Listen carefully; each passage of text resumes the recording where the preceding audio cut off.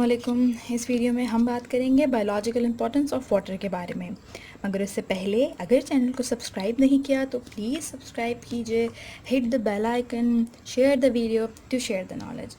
ठीक है, तो हम बात करते हैं बायोलॉजिकल इंपॉर्टेंस ऑफ वाटर के बारे में कि जैसे हमें पता है कि वाटर जो है आपका best solvent for all the chemical reactions हैं। तमाम केमिकल रिएक्शंस में वाटर सबसे ज़्यादा इंपॉर्टेंस रखता है क्योंकि वो बहुत आसानी से सारे आयनिक कंपाउंड को डिज़ोल्व कर लेता है और एक पार्ट से दूसरे पार्ट जाने में बहुत आपकी हेल्प करता है। दूसरी बात यह है कि वाटर की हीट कैपेसिटी बहुत ज़्यादा होती है हीट कैपेसिटी। जब हीट कैपेसिटी बहुत ज़्यादा है तो इसका मतलब है बहुत देर लगाता है एब्जॉर्ब और रिलीज़ करने में एनर्जी को। जब बहुत टाइम लगेगा एनर्जी एब्जॉर्ब और रिलीज़ करने में तो स्टेट बहुत देर से और बहुत मुश्किल से चेंज होगी। इसका मतलब है स्टेबिलिटी ऑफ द रिएक्शन आपकी वहाँ मेंटेन रहेगी, आपका रिएक्शन बहुत देर तक स्टेबल रह सकता है वाटर की इस प्रॉपर्टी की वजह से।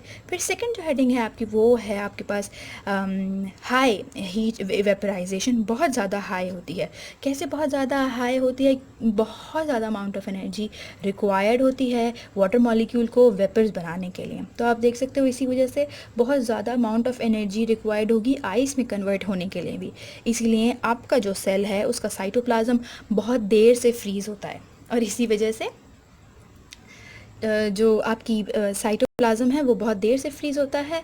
तो जो आपके जब भी हम किसी भी सी साइड पे जाते हैं तो बहुत देर लगती है कि आपकी डेथ कॉज हो सके इस वजह से, क्योंकि आप फ्रीजिंग की तरफ जा रहे हैं, आपका जो बॉडी हीट है वो लॉस हो गया है। फिर दूसरा पॉइंट ऑफ कोर्स है बॉडी हीट ही है कि ये जो आपकी बॉडी हीट है ये स्वेटिंग के थ्रू हीट जो है आपकी बॉडी से रिमूव हो जाती है स्वेटिंग के थ्रू, और उसके साथ वाटर आपकी बॉडी से रिमूव हो जाता है। ये वाटर अपने साथ लेकर जाता है हीट को। जब हीट को लेकर जाता है तो इस तरह आपकी बॉडी कूल डाउन हो जाती है।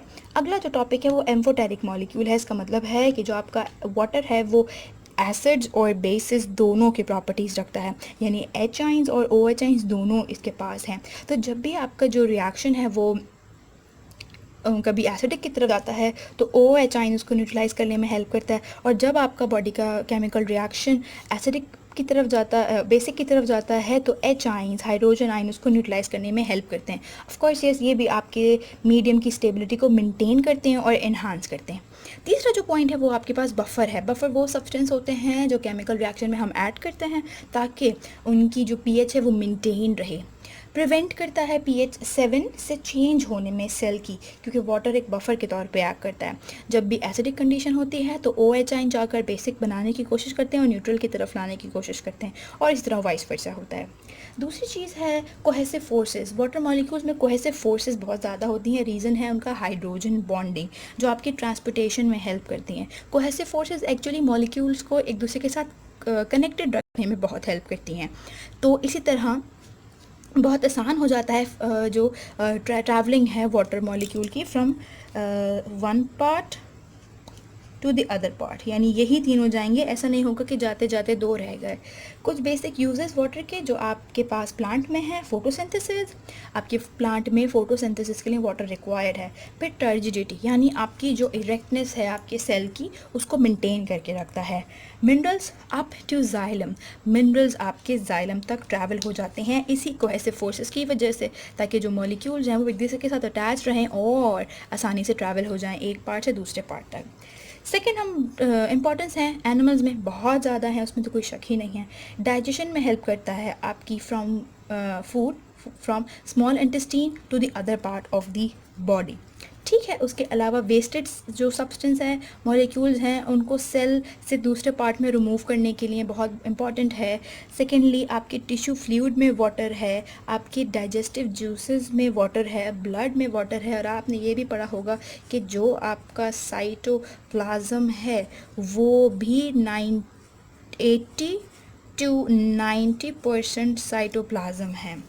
फिर एक और प्रॉपर्टी वाटर की जो आप पढ़ने जा रहे हैं वो है कंडेंसेशन। एक्चुअली ये एक प्रोसेस है पॉलीमर मॉलिक्यूल्स का। जब पॉलीमर मॉलिक्यूल्स मोनोमर्स में कन्वर्ट होते हैं तो वो प्रोड्यूस करते हैं वाटर जो आप मेटाबोलाइजेशन में बहुत अच्छे से इस्तेमाल करते हैं। होप ये थे कुछ बेसिक डिस्क्रिप्शन जो आपके कोर्स बुक से और बहुत सारी अलग रिसोर्सेज से कलेक्ट किए गए थे। होप आपको ये वीडियो पसंद आई होगी। अगर वीडियो पसंद आई है तो प्लीज़ कमेंट ज़रूर कीजिएगा, प्लीज़ लाइक ज़रूर कीजिएगा। कोई सजेशन है, कोई एडवाइस है तो प्लीज़ उसको भी आप कमेंट में लिखेंगे। आपकी सारी एडवाइस बहुत अप्रिशिएटेबल होंगी। And in the last, thank you so much for watching. Tell me pretty lies, look me in the face, tell me that you love me.